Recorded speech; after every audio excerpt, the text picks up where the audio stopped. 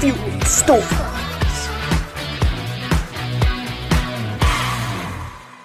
Hello, hello, hello, and thank you for tuning into the Coffee Fitness Unicorn podcast. I have a very special guest today. I'd like to introduce you to Alexis Macaluso. I'm Alexis Macaluso, and I am here in Grand Rapids, Michigan. I am the author of a book called Deeply Personal that came out just about a month ago. And I live here in Michigan with my family and my dog, who is hanging out here with me today. Very cool. Congratulations on your book. Thank you. I want to say thank you very much for hanging out. We'll talk about all of the cool things that brought us together, Robert Atone and Spooky House Press. So I have your book here and get to that. So before we do that, are you cool if we go ahead and can I ask you some questions? Of course. All right, cool. So this is my favorite question. So how much coffee do you drink in a day? Oh, I have a very rigid coffee schedule. Every morning when I wake up, I have a little espresso machine, which I kind of borrowed forever from my mother-in-law. And I make myself a little espresso drink with some soy milk and cardamom. And then when I go to work, I pick up a venti iced coffee from Starbucks, again with soy milk in it. Nice. So I'm ready for the day. And then I cut it off. So yeah, coffee, iced coffee, and soy milk all the way for me. Nice. How many what is the maximum number of coffees you've had in a day? I'll do when my kids were young, I would drink a lot, 4 or 5 cups, but not anymore. I don't need to. I can get my sleep now. So, but when they were little and they were babies, it was the sky's the limit. You know, I was very sleep deprived, so I relied on it a lot more heavily than I do now. For sure. And I just noticed you've got really cool lightning bolt earrings.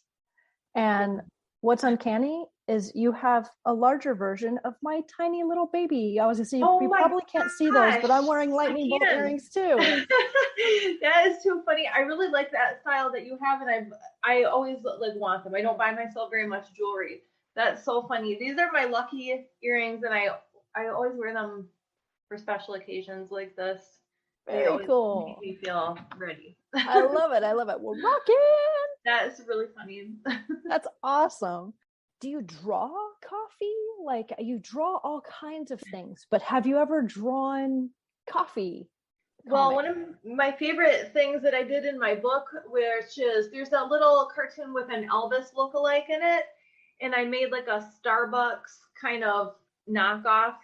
And instead of the 2-tailed mermaid, it's a double-horned unicorn. So you can't see it very well, but drawing that was much fun for me. That's the first tab I have. I was like, that's awesome. I really feel bad. I should not be supporting Starbucks, but here we don't have a ton of local coffee shops that are super convenient to just drop into. So it is a crutch for me. That's for sure. I get it. So that being said, since we're on the subject of coffee, and you had mentioned in some of the notes that you sent to me about your fitness journey, and I would love to talk about that. So when you meet somebody else who's into it, you got to talk about it, right? Absolutely. No, I mean, well, so I don't run. I'm not a runner, so I have mad respect for runners. Like when you sent me this, I was like, holy crap, this is awesome. I was like, this lady is badass. 3 half marathons and 2 25Ks. Like, that's insane. Like, how do you train for that? Like, both mentally and physically? Well, one thing to bring up, and I don't feel bad about it. I'm not like dogging on myself, but I'm not a fast runner. I'm not skilled when it comes to athletics. Like, I'm not an athletic person. So this is all just things that I do, not because I'm good at it or anything like that. I'm not competitive really, but just because it helps me de-stress, and I know it's good for me, and it's an investment in my future health. I really started running more after I had my oldest son, which he's 11. And when he was born, I was working full time and I was a new mom, and it was awesome, but I was stressed out and I was kind of wound up mentally. So it was a really great way to help me de-stress. And I had a couple of work friends who were distance runners, and they encouraged me to sign up for some races. And at that point in my life, it was just the perfect kind of de-stressor. And of course, I was hoping to get back to my pre-pregnancy weight, and that definitely helped out. So it was a great thing for me. And then over the years, I've during the winter, I usually will switch to some strength training. And that's what I'm doing right now, is 4 days of weights and then 1 day of cardio. And it looks like you hit the gym and do some weights too. So, that's a really good thing to do in the wintertime. Here where it's cold, it's a little tougher to get outside. Or I should say, it's tough to get outside and not worry that you're going to fall and hurt yourself, which is why I move it indoors. So we got to adapt here, Oh yeah. To do. No, absolutely. Absolutely. And I totally get it. When we had the cabin in Colorado in the wintertime, I was able to get a treadmill and some weights. And same thing, we had to move the walking and the activities indoors because it was just, it was 19 degrees. I know it gets a lot colder where you are, but 19 degrees for a Southern Californian is pretty damn cold. And so, working out on the treadmill at 70 degrees, I was like, this is nice. I'll do this all day long. Tapping into what you were saying about, I got into fitness very late. I'm not athletic at all. I never have been. I never did sports. I got into fitness because I became a widow at 47.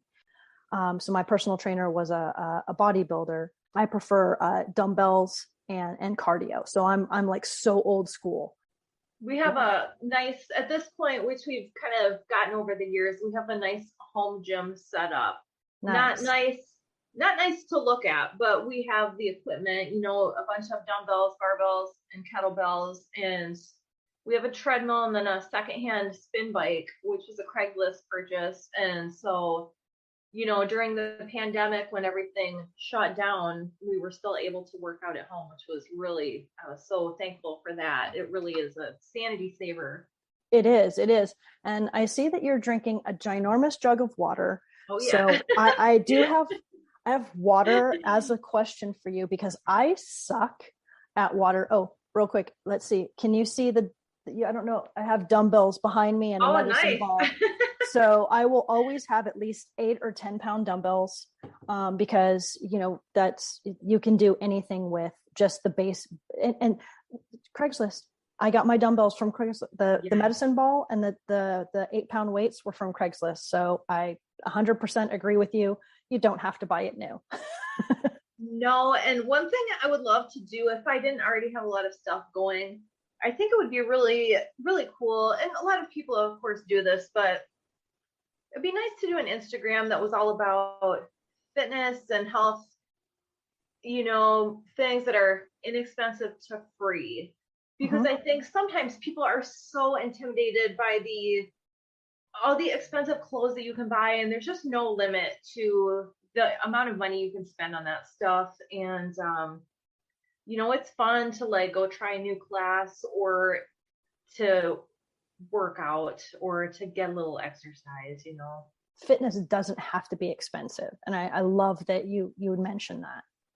When I first started, I had I would jump straight on the treadmill. I would wake up at 4 o'clock in the morning. And I would jump on the treadmill. So by 4:30 in the morning, I was stretching, brewing my coffee, and on the treadmill. And I would have crazy ass bedhead. And I would send pictures to my trainer, and I would be like, "Oh, the treadmill," and with this crazy ass hair. But I was holding myself accountable. I didn't care. I was like, "Damn it, I'm doing this for me." Definitely. I don't usually work out early in the mornings right now, but having a workout in the morning and then a nice coffee, it's there's nothing better. How much water do you drink in a day? Because that thing is ginormous. Um, my I try to get like 2 of these, and if I'm running, like in the summertime, I'll try to drink 3 of them. But I do like a cardio warm up on the spin bike, but I don't sweat as much this time of year, so usually like 2. I like to drink water. I don't like soda. I usually only drink water and coffee. Right So on. Right. No, I literally have, how much water do you drink before a race? That's one of my questions. Like, do you have to like water up? I know, you drink like as like you're running and stuff like that. They hand you little cups of water, but like, how hydrated do you need to be before you run like a long race? well, most of them that I've done are early in the morning, so you really can't chug too much water. I usually would try to drink a lot the day before. Now I'm usually like doing a 45-minute workout 5 days a week, and I'm good with that. And then trying to get some walks in, and I do fun things with my kids on the days when I'm not working out. So try to incorporate it into my routine as much as I can, like walk to the store.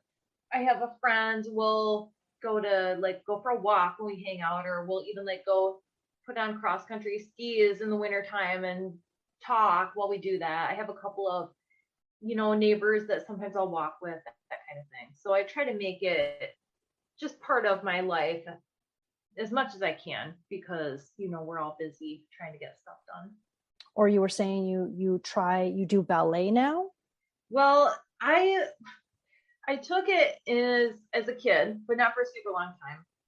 And it didn't really stick. And I took it in college, and I really enjoyed it a lot. And before the pandemic, I was taking adult ballet classes through our local Grand Rapids ballet company.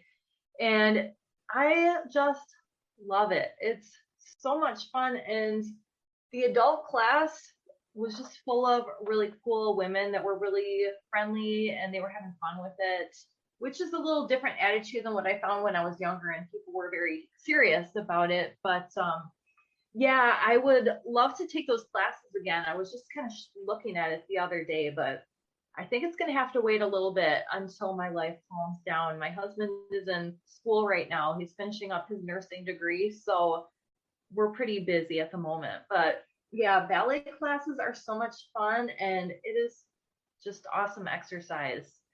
So I recommend it. I mean, Yeah. Yeah. I wanted to ask, do you have like a favorite pose or favorite position? So like plie, arabesque, like do you have anything like that? Or is it just like the whole thing? Oh, well, I always used to have fun doing pirouettes. And that was something that they taught us when I was in college. And I kind of still remember it and look completely bonkers doing it, but it's really fun. I mean, so now when you do a pirouette, is that when you spin and you look at the one thing and you spin and you look at the one thing? yeah, you gotta like turn your head around so you don't throw up all over the stage. Oh, that's so cool. Because the position of the feet, I love what my mom, I told you, my mom was the one who got me into ballet. We would go to the ballet every year. We would see Nutcracker, and she would tap me on the shoulder and she would watch their feet. And so I would love watching the position of getting ready to do the pirouette. And I was just like, oh my God, that's so cool. Yeah, it is just amazing to watch. And now my daughter is kind of curious to try it, and thinking about it in my head, I think it's so much fun, and I would never want to like keep her from doing that. But I do think about the pressure to be super thin.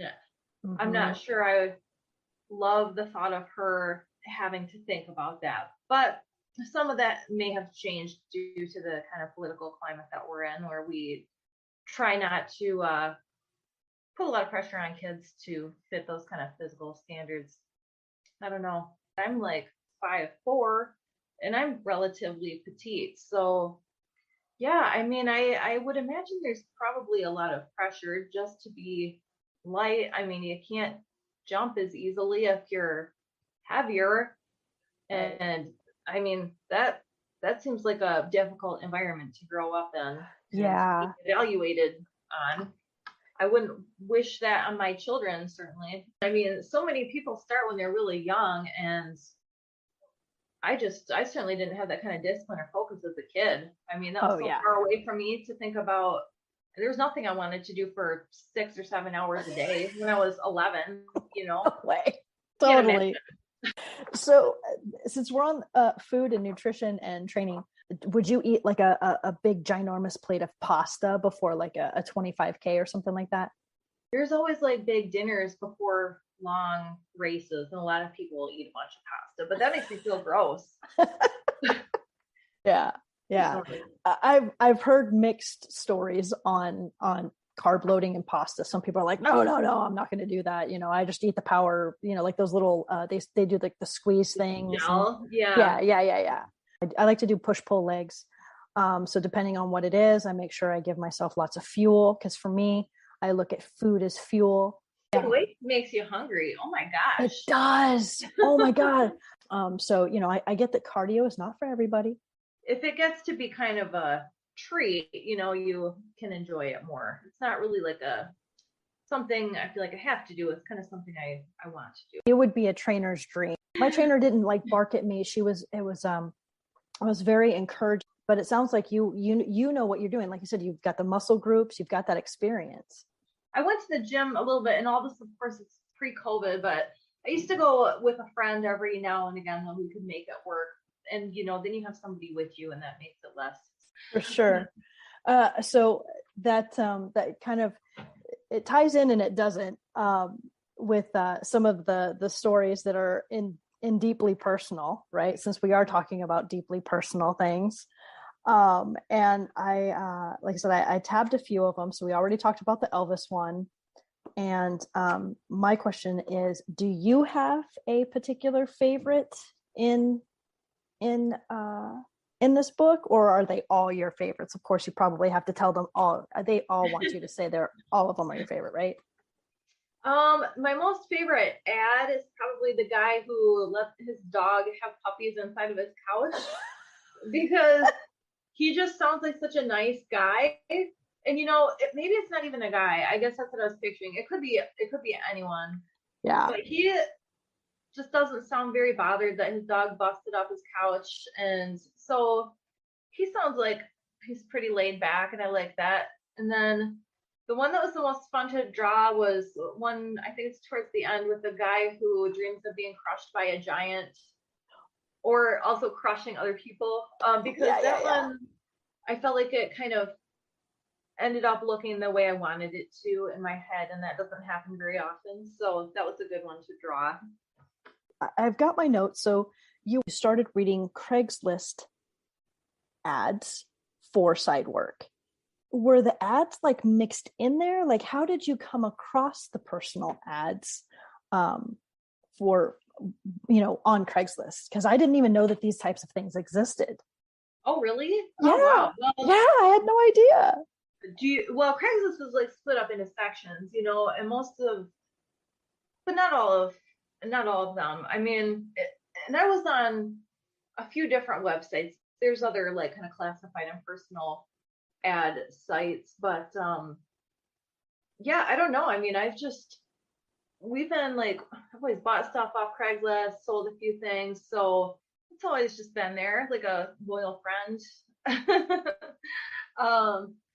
But yeah, I just started perusing them more regularly, you know, after I was looking for side jobs. And I did get a few side jobs off of it, but then you know, I just had so much fun checking it that when I no longer needed the side work, I still wanted to check the ads because they're just so entertaining sometimes.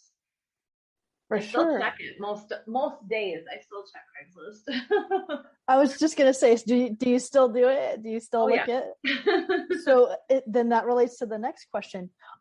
Will there be like another book? Do you see this as kind of like a series, or? I think that what I'd love to work on next would be something funny, and I am kind of in the early stages of that, but it would be a little bit different. But I think that my publisher is, and Robert O'Tone, Yes. I think he's happy with the way it's going as far as sales and things. So if he wants to do another one, I certainly would love to. I mean, it's really fun. it's like just a dream come true to be able to do funny cartoons and then not only be able to do something with them and have an end goal, but to have other people enjoy them and then to get paid for it. Well, gosh, I mean, that's a dream come true for me. I can't think of anything better. Has your like does your husband like does he have a favorite? Like, do people just come to you and they're like, oh my god, this one like really speaks to me, you know? Like, do you get those rando messages from people after they've purchased your book? I've gotten some nice messages from people. Yeah, I don't know if anybody, I think people commented more on the one of the two World War II soldiers, which of course was like, I mean, the ad was real, but the image I just totally made up. I've gotten some nice comments on that. So maybe the like more sweet, nice ones. But my husband is in the book. He's the first cartoon. The guy with the mustache. He had a mustache for a short time. So that's him. This guy right here. I don't know. I gotta pull it up. I gotta pull not it up. his favorite, but You've been bad. That's what he looks like. Or what he did with that crazy mustache. That's so cool. And I laugh at the Santa one. The Santa one cracks me up. Christmas bills. Yeah, that ad made me laugh so hard. Oh my gosh. And drawing Santa, especially like a gross kind of seedy, low rent Santa, is really fun. My only, I was purely motivated by how much fun it was to draw a lot of this stuff. I don't have any deeper motivation. I just want to have fun. That's awesome. Now, did you have like a couple of different ideas? So like your Santa, let's just pick your Santa for example. Did you come up with like a couple of different concepts for those? Or did you kind of just go with the first drawings that you came across? Usually I'll like do a couple little sketches, but usually I feel like with something like this, I kind of have I can kind of see it in my head. And then it's never a bad idea, whether you're writing or drawing, to like take something apart and do it from a new angle.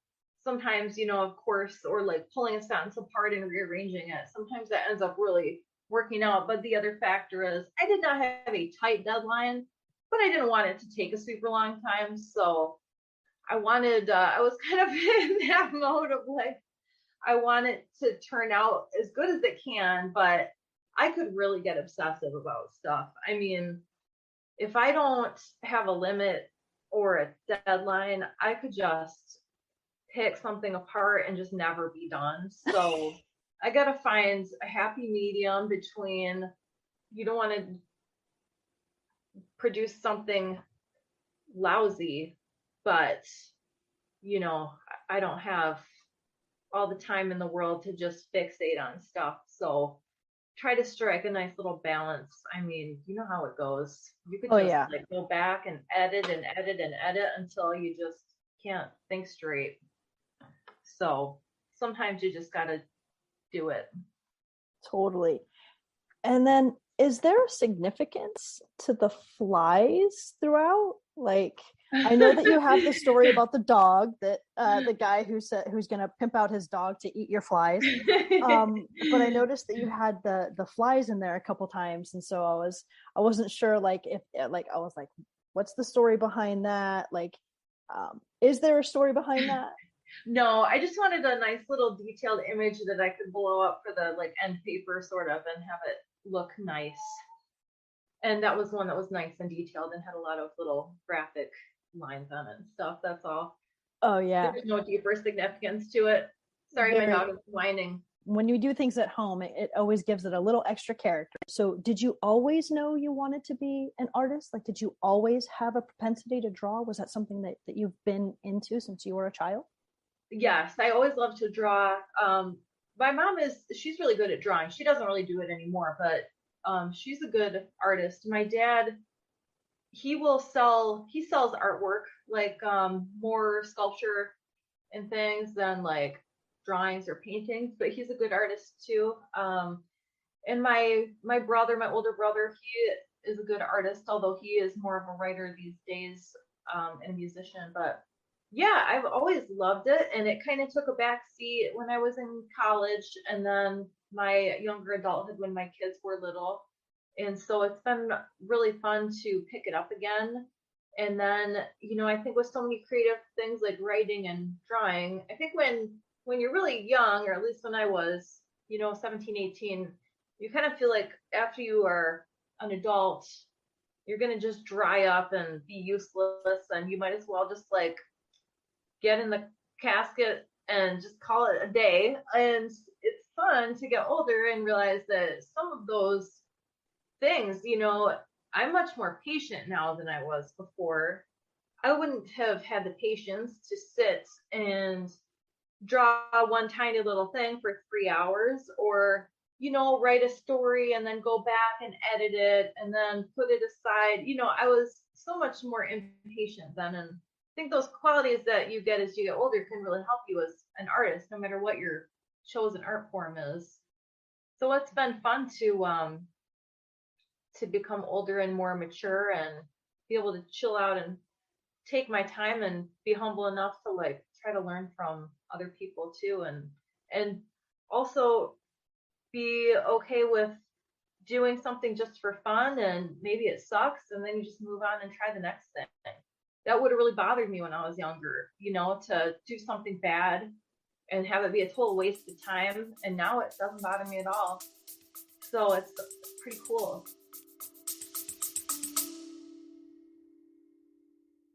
Have you noticed how Coffee Fueled Stories doesn't have any ads?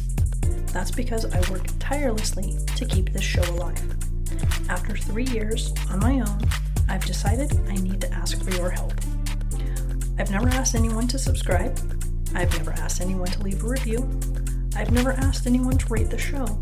And I've never asked anyone to pay to listen. There are a few ways you can help support the show. I've created a Patreon page, Coffee Fueled Stories, and a subscription section on my podcast website. It's simple to support and help me keep my dream alive. Just click the link in the show notes to set up your paid subscription option. It's that easy. Thank you for your support. Very cool. So did you grow up in like an artistic household? I mean, was art encouraged? Yeah, for sure. My parents are always very supportive of me, and my dad had a workshop in our basement where we would like paint together, and he had his this is wasteful, but I still do it.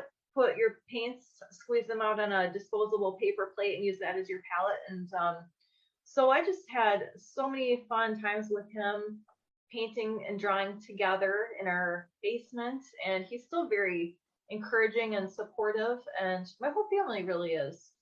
But he still will buy me colored pencils for my birthday and things like that. And sometimes, that's just what I need to try something new and do something that I never did before.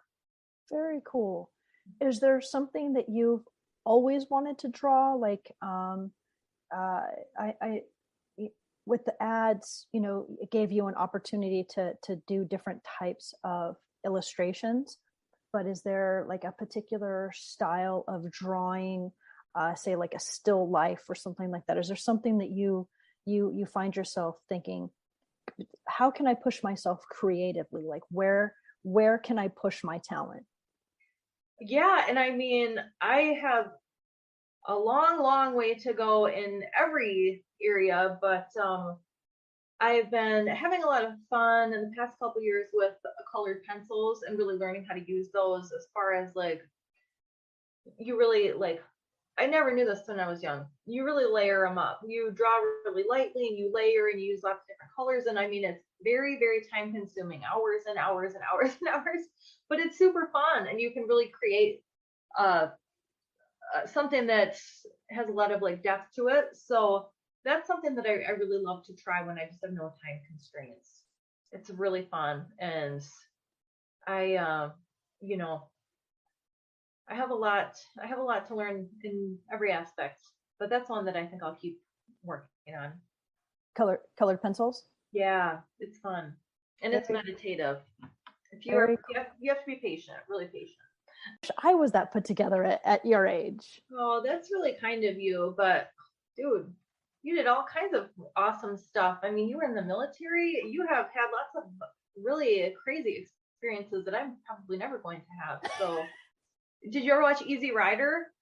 No, I am familiar with it, but I've never watched Easy Rider. Well, you gotta watch it because it's really fun. But he says this is like a hippie psychedelic quote, but he says, "Do your own thing in your own time," and that's one of my favorite quotes. You know, everybody's got to like figure it out, and sometimes it seems like it takes a long time to find what you're looking for, but sometimes it's just comes at the right time. You know, sometimes it ends up working out. You just never know. Sometimes it doesn't, and sometimes shit just sucks. But Totally. No, I started this podcast, at 51, and I wanted to be a DJ when I was 15, and my mom's like, "Yeah, no, you're gonna get a real job. You're gonna get a degree." Yeah, so arts was encouraged as something that you do for fun. Yeah. In my growing up, and everybody in my family is very creative. However, everybody had to get a real job. The family was encouraged very much to be, they didn't want them to be starving artists. Like my grandfather was a master craftsman. He didn't want his children to struggle the way that he did. Like it took him like 30 years to get to that master level, right? And so, and he was missing part of his pinky. So he didn't want his children to have any of that. So he wanted them to have, real corporate jobs. Like everything was corporate, right? Or your own business. Art was something that you paid to watch other people do, and that you did as a side job. And so I love that you were encouraged. That's why I was very curious to know about your background, and I love that your father was a sculptor. What type of sculptor is he? Was he down there chiseling, or was it like clay? Well, he definitely has he's retired now, but he had a day job, and it was probably the same way. I mean, he does mostly like wildlife type art. He does a lot of like sculptures of like animals and fish that live here in Michigan. He's very much about like local kind of wildlife, and so he sells a lot of that, which is cool. He wants me to set up an Etsy shop for him, but he doesn't know how much work that entails. Yeah, but I would agree it was very similar. And here in the Midwest, people have pretty, I don't know, they tend to be pretty traditional, I would say. Yeah. So I'm always thinking about that security. I always have health insurance. Oh yeah. I'm not gonna be out there like trying to coast by. I always have had like a job, and I would have to be very, very secure in my income before I would ever like quit any kind of a day job. I think we had a similar kind of vibe there. I love "You Are Beautiful" is one of the stickers on your that's awesome. So my kids, it has no significance. My kids do all kinds of crazy stuff on this. It's just really funny. You like took a drink and it's "You Are Beautiful." Oh, well, thank you. My kids will come and slap any sticker on here. They put stickers on anything. Oh, they would like that. I thought it was kind of ironic because it is my jug of water, and so I have my octopus floating in my water. This is my middle son when he was a baby. Aww. Sorry, this doesn't make for very exciting audio, but it's a picture of a baby. And then Grateful Dead song. I don't know if you like the Grateful Dead, but that's like, those are the only ones that I actually put on here. The rest of them, my kids came and attacked my water bottle. That's hilarious. I love it. I was going to ask, I've been meaning to ask you, and I keep forgetting because we keep getting distracted, but in the best possible way. Have you ever been ice fishing with your dad? Like, do you guys do ice fishing? We just went on Sunday. No way. We just went, and I haven't been in a really long time, but oh my gosh, when I was a kid, he used to take us all the time. Me and my sister would bring our ice skates, and I was never good at ice skating, but I really liked it. But no, we just went and took my kids for the first time. We've been trying to go the past couple years, and the weather just hasn't been very cooperative. So we went, and it was just so much fun. Oh my gosh, it was a beautiful day, and the kids had a blast, and everybody caught a little fish. They were like this big. I mean, they were so tiny, but the kids were very excited. So it was really fun. That's And I'm a vegetarian. We put them all back. I'm not about to kill a fish, but it was really fun. And certainly my dad is not a vegetarian, so he doesn't mind, That's cooking awesome. up some fish. But That's yeah, it's a awesome. blast. Have you ever done it? Have you ever gone? No, I haven't. So when we were in Colorado, we did see a few people out on the lake ice fishing. And because it was a what do you call it? It was a protected park. It was a state park. So they didn't have the houses, the little, where like you can actually like have a fireplace and like actually like stay in overnight kind of thing. So the people, we would watch the guy came out with like the where you dig the hole, the auger. The auger, thank you. And so we saw like he had his little wagon, and him and his wife were out there, and we like literally were watching them set up. It was really cool.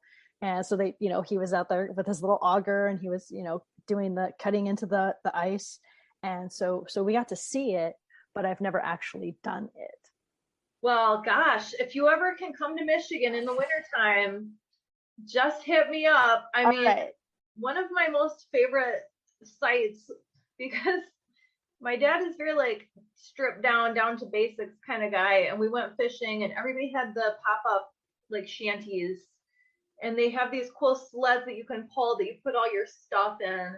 And my dad had like a bucket with a couple of poles in it, and then his ice auger, and that was it. He's very minimalist. You don't need a whole lot of equipment. You don't have to spend a whole lot of money to do it. And it's fun. It's fun to walk in a lake. Right, it's crazy. And especially the lakes out there are very deep. This was just a little reservoir. Like I said, this was just like a little mini lake. But I'm from Southern California, where the Pacific Ocean and palm trees is what I grew up with. And gosh. So to see a frozen lake and to see someone out there, cutting into the lake and, dropping his little line in there, and the two of them, and they just sat there, and they had the music going, and we just chilled. Like it was very relaxing. And I never thought you could actually have fun in the freezing cold. Sure, you can. You can. You got your hot cocoa, you got your thermos, right? You got everything you need right there. Well, you got to plan a trip to Michigan, sometime in the winter, usually like January, February is a good time when everything has really had a chance to freeze over, and, come over this way and we'll take you ice fishing and you'll have fun. Very cool.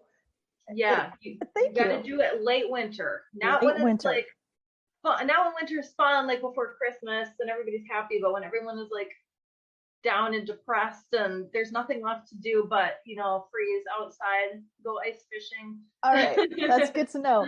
And you have the right, like where, right? Yeah. I'm trying to do this. We're right here. You can come right here. Okay.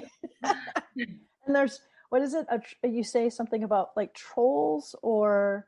Oh, well, in the UP, the Upper Peninsula, I guess they call people in the Lower Peninsula trolls because we live under the bridge. Under the bridge. I haven't spent that much time in the UP, so I don't know. But I've got friends from Michigan, so they were the ones that teach me about like the mitten and and she was my coworker. I've known her, gosh, probably going on almost 30 years now, and just the sweetest thing. And so everything I've learned from Michigan, was through her. And cherries, I think that, right, you guys have like cherry festival. Yeah. Mm-hmm. Yeah, that's up north, but it's beautiful. I mean, especially as you go up north and by the lake, Michigan has really beautiful scenery, and I'll send you some pictures. Sure. We have really beautiful beaches, and the nice thing is you can go to our national park, which is the Sleeping Bear Dunes, and you can go there in August, and it's not busy. I mean, it's just not that densely populated, so it's not crowded, which is something that I really enjoy and value. I don't know, some people love crowds and excitement, but I like the kind of quiet solitude that we can have here. Yes. And like I said, I when Brandy and I moved to Colorado, I was afraid. I wasn't sure I was going to like the snow and the cold. And when and we prepared for it. I got us all kinds of, I got the snow boots. I made sure that we were not going to freeze, because the two of us are, we're both not from where it's cold. And so I didn't want the two of us to freeze out there. And so when the two of us went into the snow for the first time, it was, I'm sure we probably looked like children. And we did and anytime it started snowing, that literally we would throw on our jackets and we would go run outside. And there's just something magical about it. It's fun. I mean, I've only ever lived here, so living in Southern California sounds really incredible. I mean, that just is like paradise. But I do love the changing of the seasons, and it gives you a nice kind of rhythm to the year. You get to you do your outdoor things in the winter, but then we do a lot more like movie nights and things like that too. And in the summertime, you feel the change. Like, people are excited, they want to socialize again. You can feel everybody's mood lift when the sun comes out. So I kind of like the changing of the seasons and the rhythm to the year. But I might change my mind if I got some more sunshine. I can't imagine what it's like to have sunny days all the time. That sounds pretty good. It is really nice. Like every freckle and mole has, Southern California on it. But, you do get to a point where, you do crave a little bit, and there's so many people. It is very crowded. So if crowds are annoying, then it's definitely, not the best place to be. But, I grew up there. We would go to Disneyland as a kid.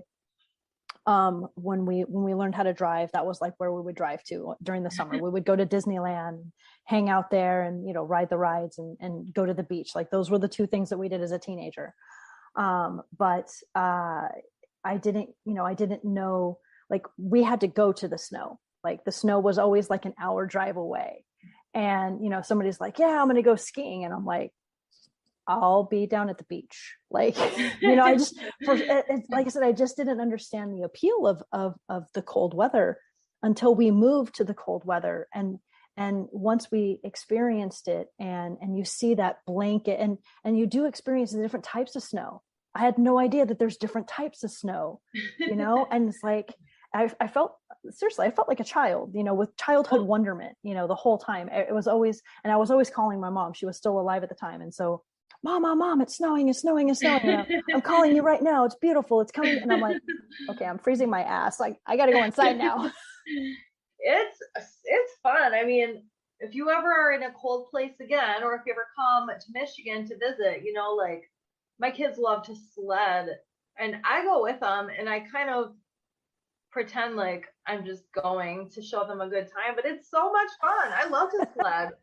I mean, awesome. I'm not too cool to sled. Do you do the what is it, the saucer, like sit in the disc? Like, do you guys do the toboggan, the sled, the saucer, all of it? We don't have toboggan. We have sleds and saucers, and we'll go to, we have the dunes, the sand dunes, and we'll go sled down the dunes too.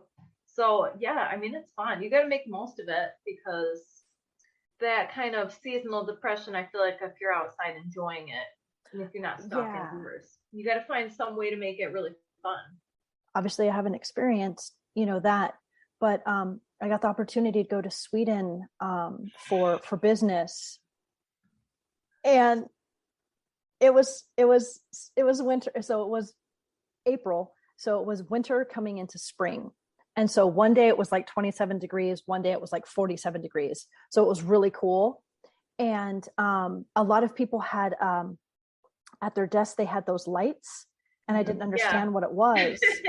and so I was like, oh, that's a really interesting light. And they're like, it's because we don't have light for like months. And I was like, oh, I didn't know that was a thing. Again, like you said, I grew up in the sun. Like, the sun doesn't go away where I came from. So I don't know these things. That is so hilarious. Oh my gosh. And Sweden is like my top pick for my travel destination. It's like the place where I really want to go. So that is super cool that you got to go there.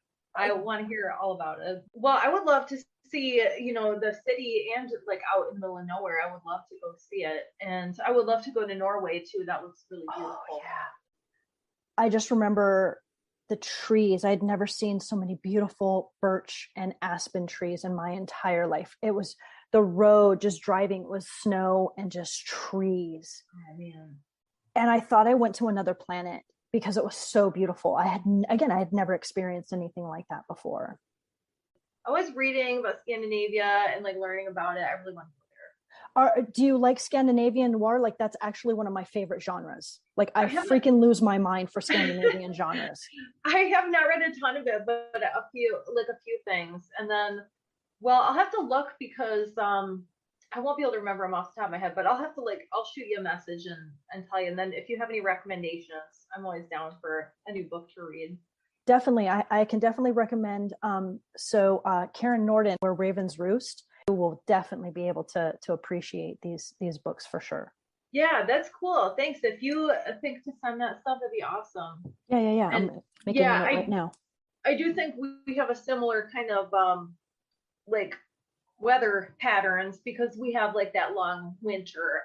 We have hot summers though, but my hope is to go there when I turn 40 for my birthday. We'll see if that works out, but it's my goal. So that would be cool. A couple years away. Highly recommend it.